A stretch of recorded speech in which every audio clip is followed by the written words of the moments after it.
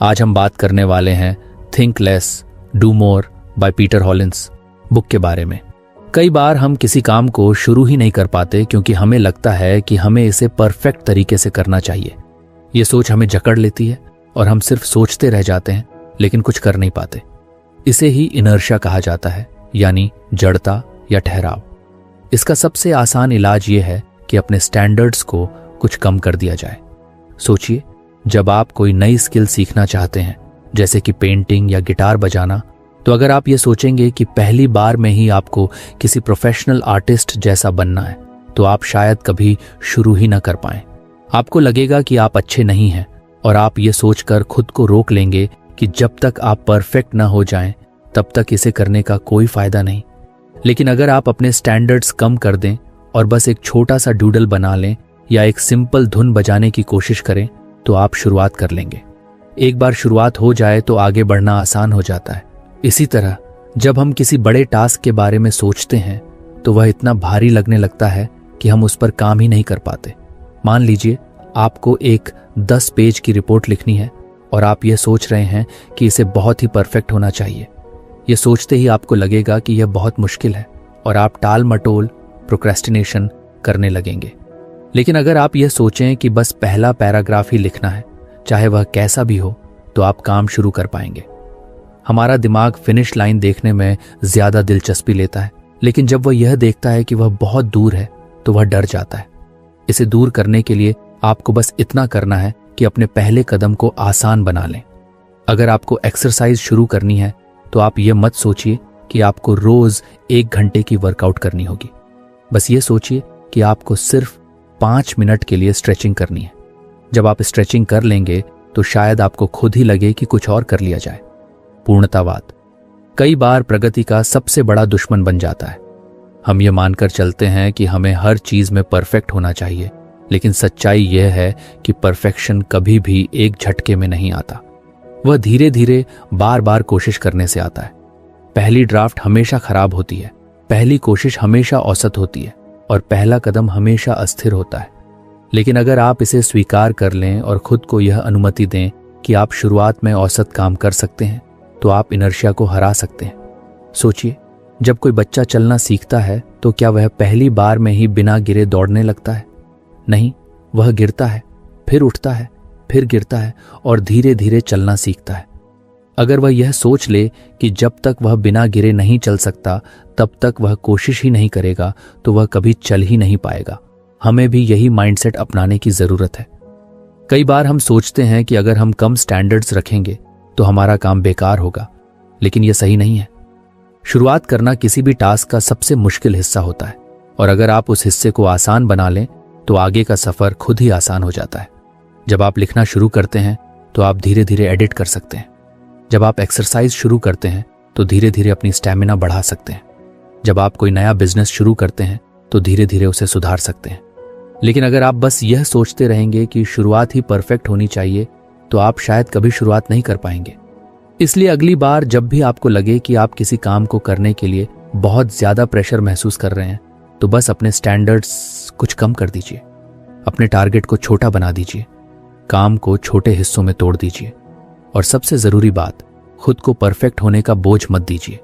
आपको केवल शुरुआत करनी है, चाहे वह शुरुआत कितनी भी छोटी क्यों ना हो।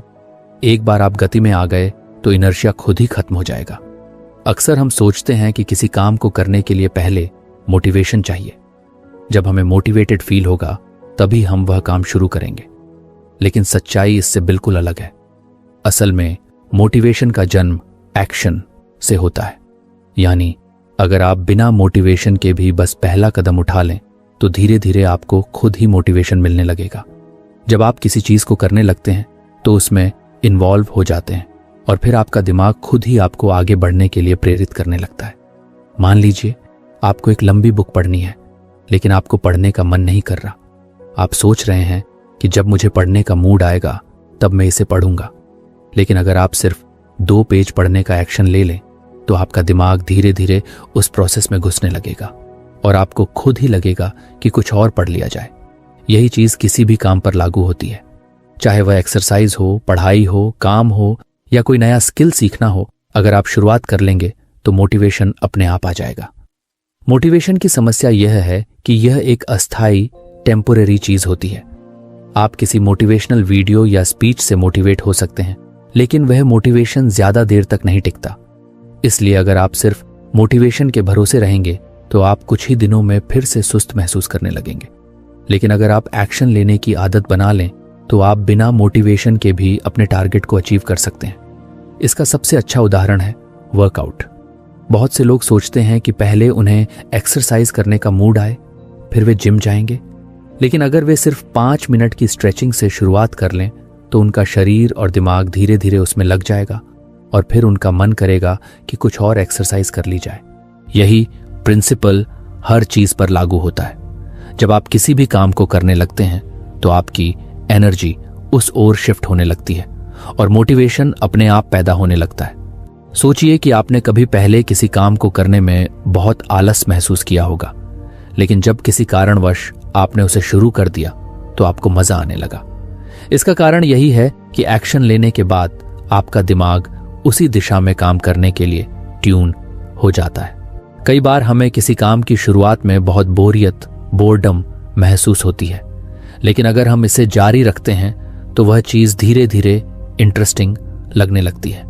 यह साइकोलॉजिकल फैक्ट है कि जब हम किसी एक्टिविटी में इन्वॉल्व हो जाते हैं तो हमारा माइंड उसे कंप्लीट करने की दिशा में काम करने लगता है। इसका एक और बड़ा फायदा यह होता है कि जब आप एक्शन लेना शुरू कर देते हैं तो आपके अंदर की संदेह, सेल्फ डाउट और अनिश्चितता, अनसर्टेनिटी भी धीरे धीरे कम होने लगती है।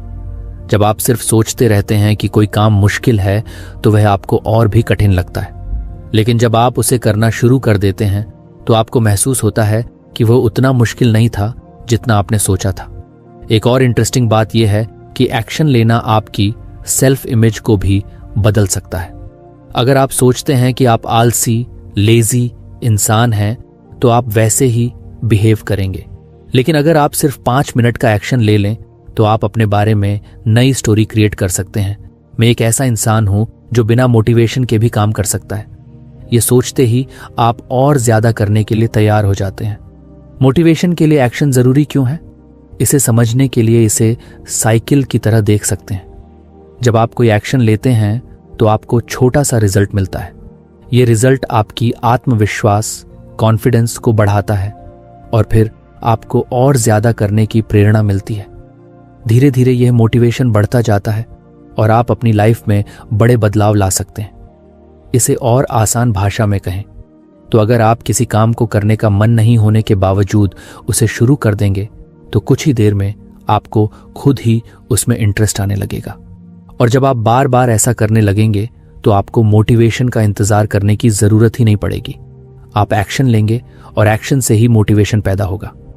अक्सर हम जब भी रिस्क का नाम सुनते हैं तो हमारे दिमाग में डर पैदा होता है। हमें लगता है कि अगर हमने कोई बड़ा कदम उठाया और वह गलत साबित हुआ तो हम मुसीबत में पड़ सकते हैं। यही सोच हमें कई नए अवसरों से दूर रखती है। लेकिन असल में रिस्क सिर्फ खतरा नहीं है, बल्कि ग्रोथ का एक जरिया भी हो सकता है। जब हम रिस्क को एक डराने वाली चीज की तरह देखने की बजाय उसे सीखने और आगे बढ़ने के मौके के रूप में देखते हैं तो हमारी जिंदगी पूरी तरह बदल सकती है। सोचिए, अगर कोई बच्चा साइकिल चलाना सीखना चाहता है तो उसे गिरने का रिस्क होता है। अगर वह सिर्फ इस डर से कभी कोशिश ही ना करे कि वह गिर सकता है तो वह कभी भी साइकिल चलाना नहीं सीख पाएगा।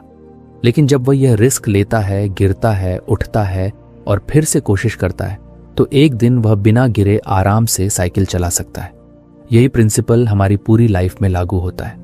बहुत से लोग कंफर्ट जोन में रहना पसंद करते हैं क्योंकि वहां कोई रिस्क नहीं होता। लेकिन कंफर्ट जोन में रहने से हमें अपने जीवन को सीमित करना पड़ता है। जोन में रहने का सबसे बड़ा नुकसान यह है कि आप कभी ग्रो नहीं कर पाते। जब आप कोई नया स्किल सीखते हैं, कोई नया बिजनेस शुरू करते हैं या कोई नया चैलेंज लेते हैं तो उसमें रिस्क तो होता है, लेकिन उसी के साथ सीखने और आगे बढ़ने के भी बहुत बड़े मौके होते हैं। रिस्क लेने का मतलब ये नहीं है कि आप बिना सोचे समझे कोई भी बड़ा कदम उठा लें। इसका मतलब ये है कि आप कैलकुलेटेड रिस्क लें, यानी आप पहले सिचुएशन को एनालाइज करें, उसके फायदे और नुकसान को समझें और फिर एक इन्फॉर्म डिसीजन लें। जब आप इस तरह से रिस्क लेते हैं तो आपके फेलियर के चांसेस कम हो जाते हैं और सक्सेस के चांसेस बढ़ जाते हैं। रिस्क को एम्ब्रेस करने का एक और बड़ा फायदा यह है कि यह आपको मानसिक रूप से मजबूत बनाता है। जब आप बार बार छोटे छोटे जोखिम लेते हैं और उनसे सीखते हैं तो आपके अंदर किसी भी चुनौती का सामना करने की क्षमता बढ़ जाती है, का सामना करने का कॉन्फिडेंस आ जाता है। धीरे धीरे आपका दिमाग फेलियर को एक सीखने का प्रोसेस मानने लगता है, न कि कोई ऐसी चीज जिससे डरना चाहिए। अगर आप अपनी प्रोफेशनल लाइफ में देखें तो जितने भी बड़े एंटरप्रेन्योर्स या लीडर्स हैं, उन्होंने कभी ना कभी कोई बड़ा रिस्क लिया है। अगर वे रिस्क लेने से डरते तो शायद वे आज उस मुकाम तक नहीं पहुंच पाते। स्टीव जॉब्स ने रिस्क लिया और एप्पल को बनाया। एलोन मस्क ने रिस्क लिया और टेस्ला और स्पेसएक्स जैसी कंपनीज खड़ी की। हर बड़ी सफलता के पीछे कुछ ना कुछ रिस्क जरूर होता है। इसी तरह हमारी पर्सनल लाइफ में भी अगर हम हमेशा सेफ खेलने की कोशिश करेंगे तो हम कभी अपनी फुल पोटेंशियल तक नहीं पहुंच पाएंगे। अगर कोई इंसान किसी से अपने दिल की बात कहने से डरता है क्योंकि उसे रिजेक्शन का रिस्क है, तो वह कभी भी अपने फीलिंग्स को एक्सप्रेस नहीं कर पाएगा। लेकिन अगर वह रिस्क लेता है तो या तो उसे सक्सेस मिलेगी या फिर वह रिजेक्शन से कुछ नया सीख कर आगे बढ़ेगा। रिस्क लेने का मतलब यह भी नहीं है कि आप हमेशा जीतेंगे। कई बार आप फेल भी होंगे, लेकिन यही फेलियर्स आपको सिखाएंगे कि अगली बार चीजों को और बेहतर कैसे किया जाए। दुनिया में जितने भी सक्सेसफुल लोग हैं वे कई बार फेल हो चुके हैं, लेकिन उन्होंने हर फेलियर से सीखा और अगली बार और बेहतर किया। अगर आप रिस्क से डरते हैं तो सबसे पहले अपनी सोच को बदलें। इसे एक थ्रेट की तरह न देखें, बल्कि इसे एक अपॉर्चुनिटी मानें। जब भी आपको कोई नया मौका मिले तो सिर्फ यह मत सोचें कि इसमें क्या क्या गलत हो सकता है, बल्कि यह भी सोचें कि अगर यह सही हो गया तो आपको कितना फायदा होगा। यह सोचने की आदत आपको प्रोएक्टिव बनाएगी और आप अपनी लाइफ में ज्यादा अपॉर्चुनिटीज को ग्रैब कर पाएंगे। रिस्क लेने का एक और फायदा यह है कि यह आपकी क्रिएटिविटी और प्रॉब्लम सॉल्विंग स्किल्स को इम्प्रूव करता है।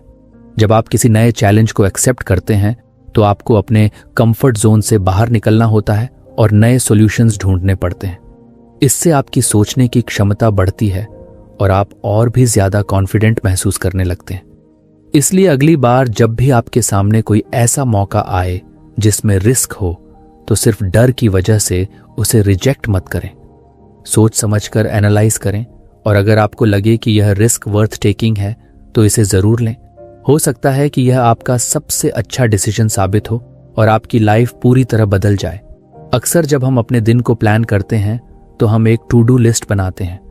इसमें हम वे सारे काम लिखते हैं जो हमें पूरे करने होते हैं, लेकिन कई बार हम देखते हैं कि हमारा दिन खत्म हो जाता है और हमारी लिस्ट के बहुत सारे टास्क अधूरे रह जाते हैं। इसका एक बड़ा कारण यह है कि हम उन चीजों पर ध्यान नहीं देते जो हमारा ध्यान भटकाती हैं, जो हमें फोकस्ड नहीं रहने देती। इसी वजह से हमें सिर्फ टू डू लिस्ट नहीं बल्कि एक डोंट डू लिस्ट भी बनानी चाहिए। ये एक ऐसी लिस्ट होती है जिसमें वे सारी चीजें होती हैं जो हमें अवॉइड करनी चाहिए ताकि हमारा ध्यान सही जगह पर रहे और हम प्रोडक्टिव रह सकें।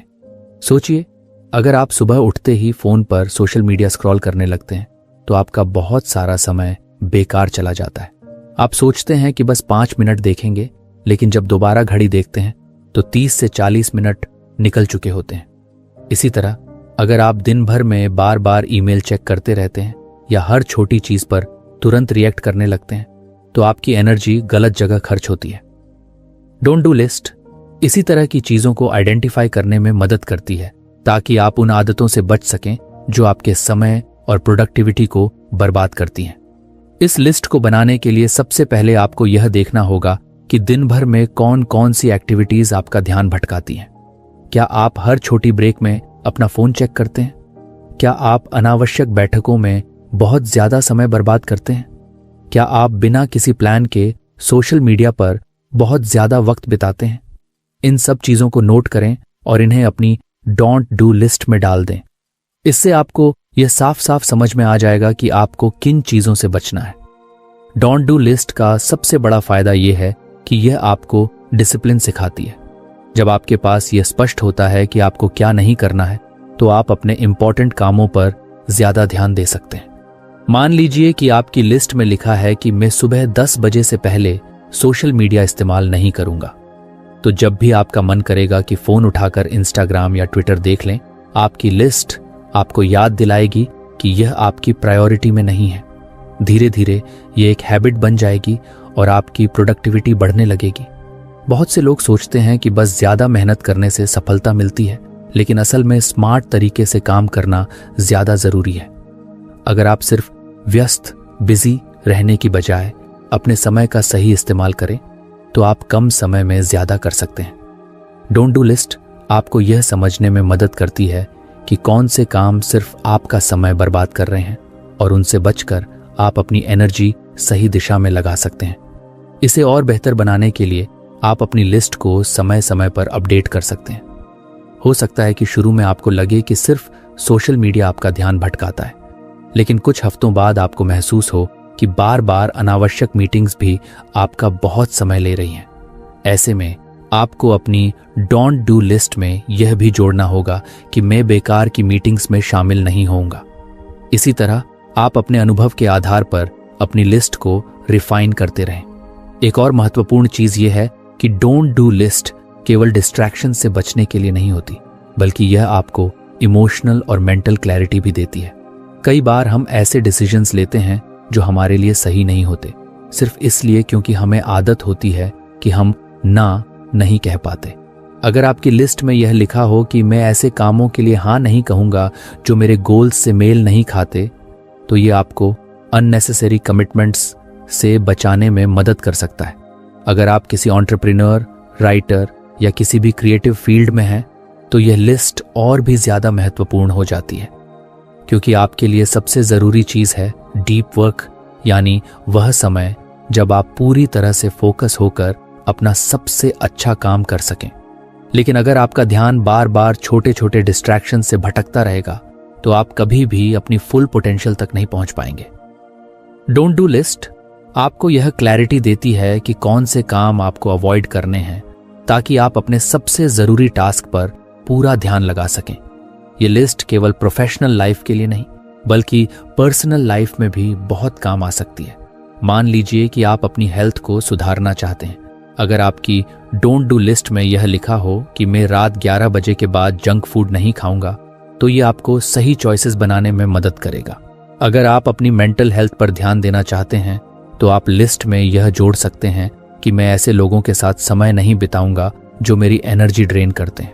अंत में यह समझना जरूरी है कि जितना जरूरी क्या करना है यह तय करना है, उतना ही जरूरी यह तय करना भी है कि क्या नहीं करना है। हम सभी के पास 24 घंटे ही होते हैं, और अगर हम सही जगह अपनी एनर्जी लगाना सीख लें, तो हम अपनी लाइफ में बड़ा बदलाव ला सकते हैं। एक छोटी सी डोंट डू लिस्ट बनाना एक आसान लेकिन पावरफुल तरीका है अपने दिन को बेहतर और ज्यादा प्रोडक्टिव बनाने का। अगर आप इसे ईमानदारी से फॉलो करते हैं, तो आप देखेंगे कि कैसे आपकी एफिशिएंसी, फोकस और ओवरऑल हैप्पीनेस बढ़ने लगती है।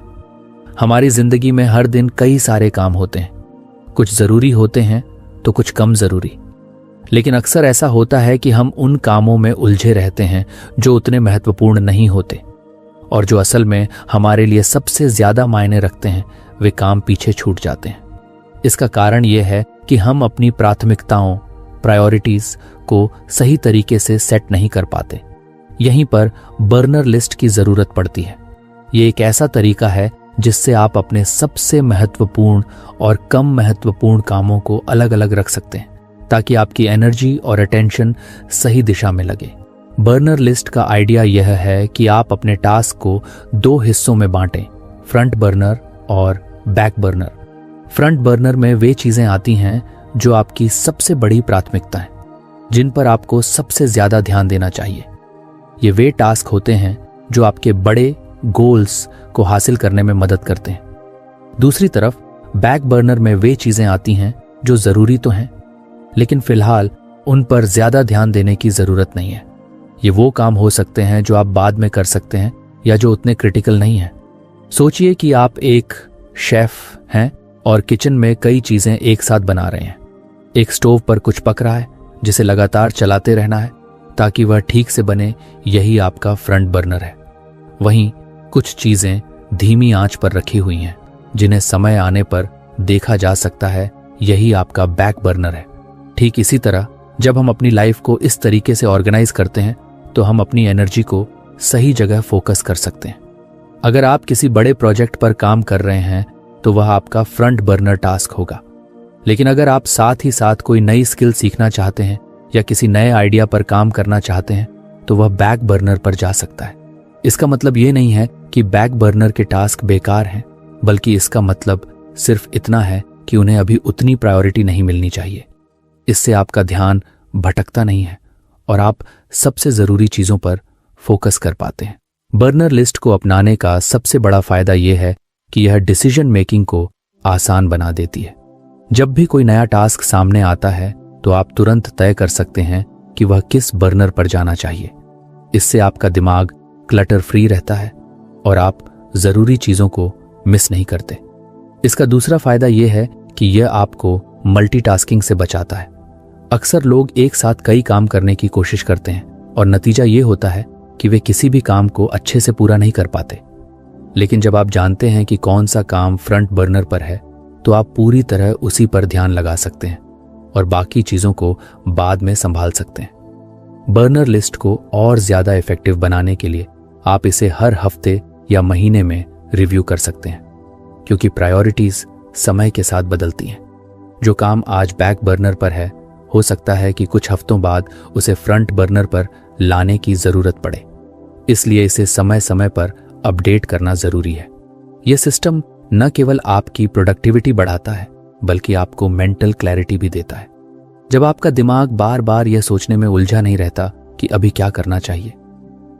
असिस्टेंट चाहते हैं तो आप इसे अपनी डेली लाइफ में छोटे छोटे डिसीजंस के लिए भी यूज कर सकते हैं। जैसे कि अगर आप फिटनेस पर ध्यान देना चाहते हैं तो उसे फ्रंट बर्नर पर रखें। वहीं अगर आप किसी नई किताब को पढ़ना चाहते हैं लेकिन अभी वक्त नहीं मिल रहा तो उसे बैक बर्नर पर रख सकते हैं। प्रोफेशनल लाइफ में भी यह तरीका बहुत काम आता है। मान लीजिए आप एक एंटरप्रेन्योर हैं और आपके पास कई आइडियाज हैं, लेकिन सब पर एक साथ काम करना संभव नहीं है। तब आप बर्नर लिस्ट बनाकर यह तय कर सकते हैं कि कौन सा आइडिया सबसे जरूरी है और किसे बाद में एक्सप्लोर किया जा सकता है। बर्नर लिस्ट का असली जादू इस बात में है कि यह आपको डिसिप्लिन सिखाती है। यह आपको यह समझने में मदद करती है कि हर टास्क एक जैसा जरूरी नहीं होता और अगर आप हर चीज पर एक साथ ध्यान देंगे तो कुछ भी अच्छे से पूरा नहीं हो पाएगा। जब आप यह समझ जाते हैं कि किन चीजों को प्राथमिकता देनी है और किन्हें फिलहाल साइड में रखना है तो आपकी प्रोडक्टिविटी और सक्सेस दोनों बढ़ने लगती हैं। इसलिए अगर आप अपने दिन को बेहतर तरीके से मैनेज करना चाहते हैं और सही चीजों पर अपनी एनर्जी लगाना चाहते हैं तो बर्नर लिस्ट को अपनी लाइफ में शामिल करें। ये एक आसान लेकिन पावरफुल तरीका है जो आपको क्लैरिटी देगा और आपके सबसे जरूरी गोल्स को पूरा करने में मदद करेगा। हमारी जिंदगी में हर दिन बहुत सारे डिसीजंस लेने पड़ते हैं, कुछ छोटे कुछ बड़े। कई बार हम बहुत छोटे छोटे डिसीजंस पर भी इतना ज्यादा सोचने लगते हैं कि हमारा दिमाग थक जाता है और बड़े डिसीजंस लेने की एनर्जी ही नहीं बचती। इसे ओवर एनालिसिस कहा जाता है और ये हमारी प्रोडक्टिविटी और कॉन्फिडेंस दोनों को कम कर देता है। इसका सबसे अच्छा समाधान है सुपर स्ट्रक्चर डिसीजन मॉडल अपनाना। यह एक स्ट्रक्चर्ड तरीका है जिससे आप जल्दी और सही डिसीजंस ले सकते हैं बिना जरूरत से ज्यादा सोच विचार में फंसे। सोचिए कि अगर हर बार आपको यह सोचना पड़े कि आपको सुबह क्या पहनना है, क्या नाश्ता करना है या किस ईमेल का जवाब पहले देना है, तो आपका दिमाग इन छोटे छोटे डिसीजंस में ही उलझ जाएगा। यही कारण है कि कई सक्सेसफुल लोग अपने रोजमर्रा के डिसीजंस को सिंप्लीफाई कर देते हैं। उदाहरण के लिए स्टीव जॉब्स और मार्क जुकरबर्ग हमेशा एक जैसा कपड़ा पहनते थे ताकि उन्हें हर दिन इस बारे में डिसीजन न लेना पड़े। इसी तरह अगर आप एक स्ट्रक्चर्ड डिसीजन मेकिंग फ्रेमवर्क अपना लें तो आपका दिमाग ज्यादा जरूरी चीजों पर फोकस कर पाएगा। सुपर स्ट्रक्चर डिसीजन मॉडल का मतलब है कि आपके पास एक प्री डिफाइंड सिस्टम हो जो आपको यह तय करने में मदद करे कि कौन सा डिसीजन कैसे लेना है। इससे आप सोचने में कम समय लगाएंगे और आपकी चॉइसेस आपके गोल्स के साथ अलाइंड रहेंगी। ये मॉडल खास तौर पर उन लोगों के लिए बहुत फायदेमंद है जो अक्सर डिसीजन पैरालिसिस का शिकार हो जाते हैं, यानी जब बहुत सारे ऑप्शंस होते हैं और हम ये तय ही नहीं कर पाते कि कौन सा सही है। इस मॉडल को अपनाने का पहला स्टेप ये है कि आपको यह तय करना होगा कि आप किन तरह के डिसीजंस को ऑटोमेट कर सकते हैं। उदाहरण के लिए अगर आप रोज यह सोचने में समय लगाते हैं कि आपको जिम जाना चाहिए या नहीं, तो इसे ऑटोमेट कर लें, यानी हफ्ते के कुछ दिन फिक्स कर लें कि उन्हीं दिनों जाना है, चाहे कुछ भी हो। इससे हर दिन इस डिसीजन को लेने की जरूरत ही नहीं पड़ेगी। दूसरा स्टेप है डिसीजन मेकिंग क्राइटेरिया सेट करना, यानी जब भी आपको कोई बड़ा डिसीजन लेना हो तो आपके पास कुछ प्री डिफाइंड क्वेश्चंस होने चाहिए जो आपको सही चॉइस चुनने में मदद करें। जैसे कि क्या यह डिसीजन मेरे लॉन्ग टर्म गोल्स से मेल खाता है? ज़ेरेनिया, क्या इससे मेरा समय और एनर्जी सही दिशा में लगेगा? ज़ेरेनिया, अगर मैं यह डिसीजन गलत लेता हूं तो उसका सबसे बुरा असर क्या हो सकता है? जब आपके पास ये प्री डिफाइंड फिल्टर्स होंगे तो आप बिना ज्यादा सोचे समझे सही डिसीजन ले पाएंगे। तीसरा स्टेप है पास्ट डिसीजन से सीखना। अगर आपने पहले कोई गलत डिसीजन लिया था तो उस पर एनालाइज करें कि गलती कहां हुई थी और अगली बार उस गलती को अवॉइड करने के लिए क्या किया जा सकता है। इससे आपकी डिसीजन मेकिंग एबिलिटी बेहतर होगी और आप फ्यूचर में ज्यादा कॉन्फिडेंट चॉइसेस ले पाएंगे। ये मॉडल न केवल आपकी स्पीड को बढ़ाता है बल्कि आपकी मेंटल क्लैरिटी भी बढ़ाता है। जब आप बार बार सोचने की बजाय एक स्ट्रक्चर्ड प्रोसेस के हिसाब से डिसीजंस लेने लगते हैं तो आपका दिमाग ज्यादा रिलैक्स रहता है और स्ट्रेस भी कम होता है। सुपर स्ट्रक्चर्ड डिसीजन मॉडल आपको डिस्ट्रैक्शन से भी बचाता है। जब आपके पास एक सिस्टम होता है तो आप हर छोटी चीज पर ज्यादा ध्यान नहीं देते और केवल उन्हीं चीजों पर फोकस करते हैं जो आपके लिए सबसे ज्यादा मायने रखती हैं। इससे आप ज्यादा प्रोडक्टिव और एफिशिएंट बन जाते हैं। अगर आप अपनी प्रोफेशनल लाइफ में इस मॉडल को अपनाना चाहते हैं तो आप अपने काम के डिसीजंस को कैटेगरीज में बांट सकते हैं, जैसे कि urgent tasks, important but non urgent tasks और कंप्लीटली अवॉइडेबल टास्क्स। इससे आपको तुरंत यह समझ में आ जाएगा कि किस चीज को प्रायोरिटी देनी है और किसे छोड़ देना है। पर्सनल लाइफ में भी आप इसे यूज कर सकते हैं, जैसे कि अगर आप हर बार यह सोचते हैं कि आपको वीकेंड पर क्या करना है तो आप पहले से ही कुछ ऑप्शंस फिक्स कर सकते हैं, जैसे कि एक दिन फैमिली के साथ बिताना, एक दिन खुद के लिए रखना और एक दिन किसी नए एक्सपीरियंस के लिए। इससे आपको बार बार डिसीजन लेने की जरूरत नहीं पड़ेगी और आपका समय ज्यादा ऑर्गेनाइज्ड रहेगा।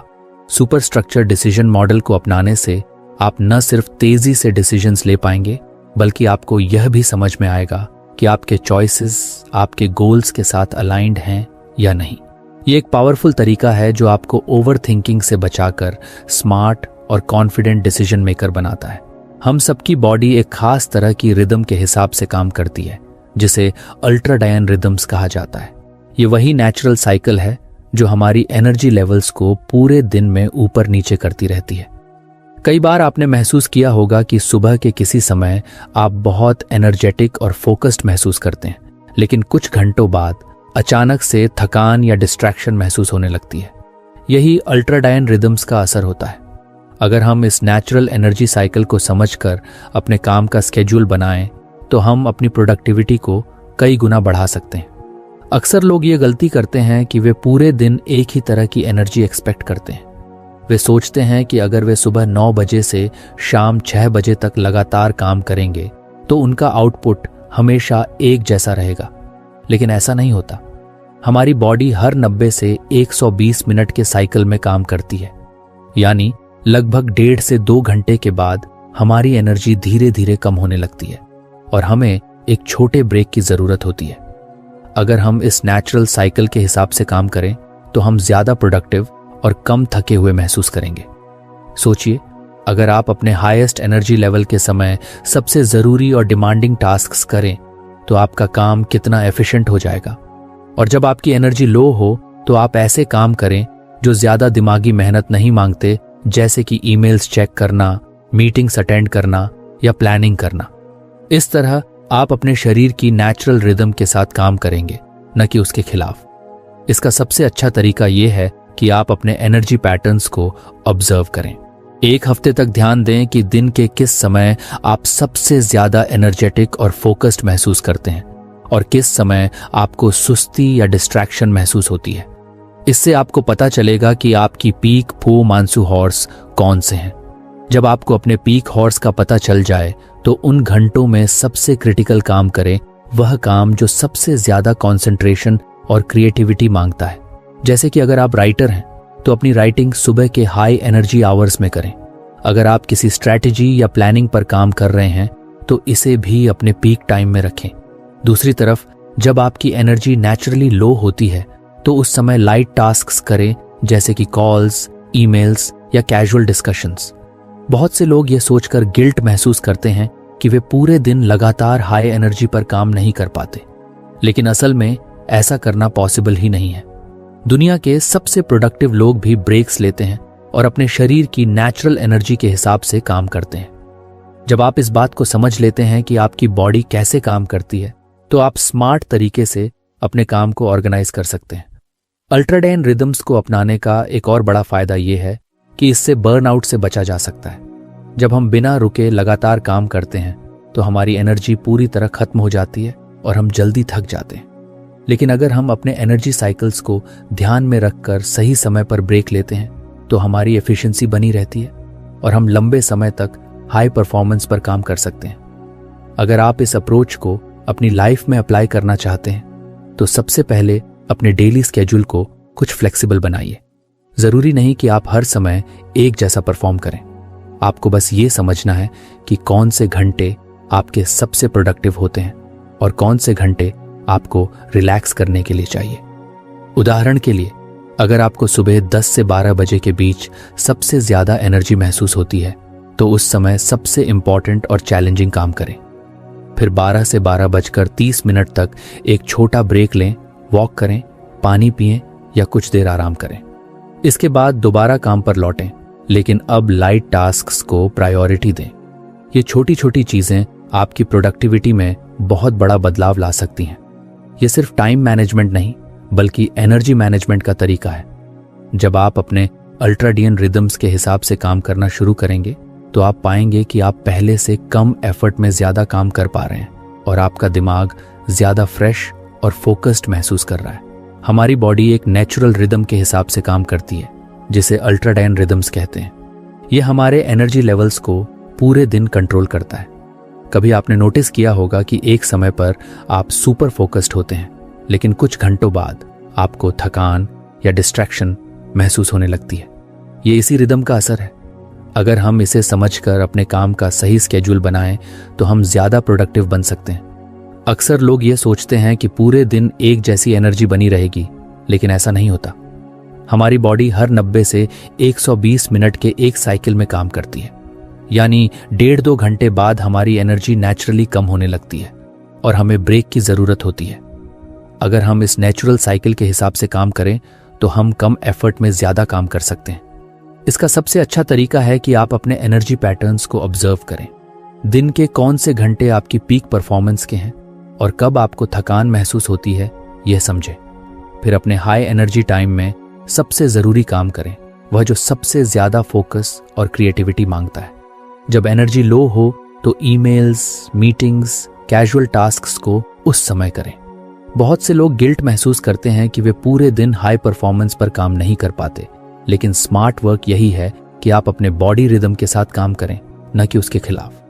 दुनिया के सबसे प्रोडक्टिव लोग भी ब्रेक्स लेते हैं और सही समय पर सही काम करते हैं। इसका एक बड़ा फायदा यह भी है कि आप बर्नआउट से बचते हैं। अगर आप बिना रुके लंबे समय तक काम करेंगे तो आपकी एनर्जी जल्दी खत्म हो जाएगी, लेकिन अगर आप अल्ट्राडियन साइकिल्स को फॉलो करके सही समय पर ब्रेक लेंगे तो आप एफिशिएंट बने रहेंगे। अगर आप इस अप्रोच को अपनी लाइफ में अप्लाई करना चाहते हैं तो रिजिड टाइम टेबल छोड़ें और अपने नेचुरल रिदम्स को समझें। जब आप हाई एनर्जी मोड में हो तो चैलेंजिंग टास्क्स करें और जब एनर्जी लो हो तो लाइट टास्क्स करें। 30 मिनट के छोटे ब्रेक लेने से भी फोकस और एफिशिएंसी बनी रहती है। ये टाइम मैनेजमेंट नहीं, एनर्जी मैनेजमेंट है। जब आप अपने अल्ट्राडियन रिदम्स के हिसाब से काम करना शुरू करेंगे तो आप पाएंगे कि पहले से कम एफर्ट में ज्यादा काम हो रहा है और आपका माइंड ज्यादा फ्रेश और फोकस्ड महसूस कर रहा है। तो फ्रेंड्स, ये थी हमारी आज की बुक समरी। आपको कैसी लगी कमेंट करके जरूर बताएं और धन्यवाद आपका समरी एंड तक सुनने के लिए।